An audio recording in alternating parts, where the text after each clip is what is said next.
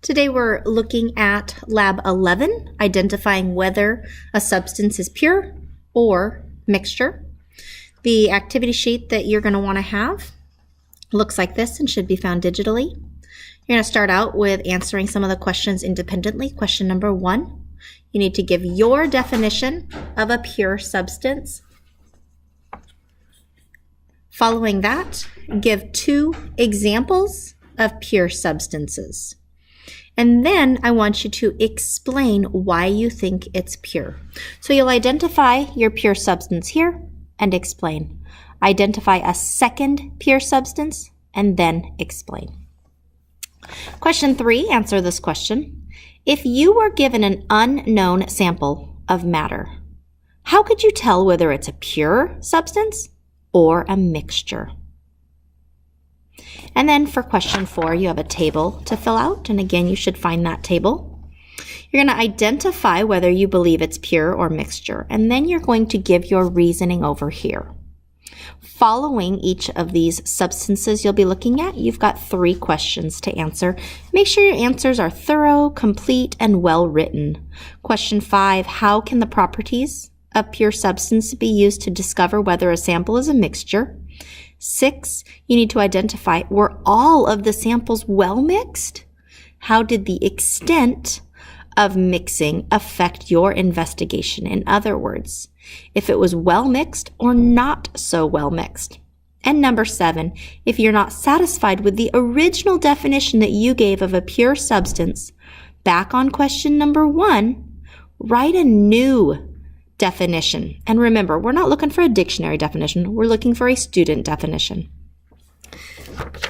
All right, substance A is right here. Here is substance A. So examine it. And again, remember, you're going to identify whether it's pure or a mixture. You can put a P for pure. You can put an M for mixture. And then explain why. Substance B. Remember, at any time if you need to pause this, it just has a sticker on the front of it that says the alphabet letter B. So again, we're looking, when you see this, do you think it's pure or mixture? When you look at it closely, I can see layers. I can also see that it has just a little tiny bit of sparkle to it. Substance C. Here is substance C. It's powdery. If you look at it all at once, it kind of has a light orange color to it. But if you look at it very closely, there's a ton of different granules. And the granules are all different colors, different neutral shades. Then we have substance D. And for substance D, I'm going to open that up, and you can see there's some powder in there, but there's also some large-looking chunks. If I put the lid on this, and I use this magnet that I have, one interesting thing that happens is that the magnet begins to pull those larger chunks away from the rest of it. So you can kind of see here. If you look inside there, there's some larger chunks that are now sticking to the magnet. There are some pieces that are not sticking to the magnet as well.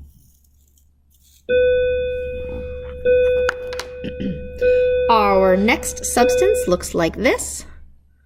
So again, is that pure? Is that a mixture? And what makes you think so? This is substance E. Then we have substance F. Substance F.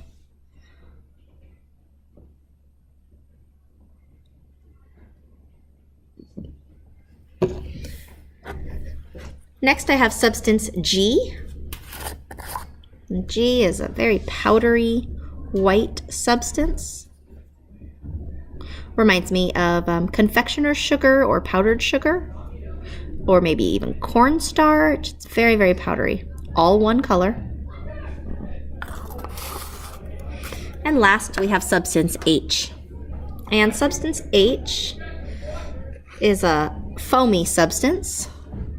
Looking at it closely, you can see lots of air bubbles that are trapped inside of it. The color looks the same throughout.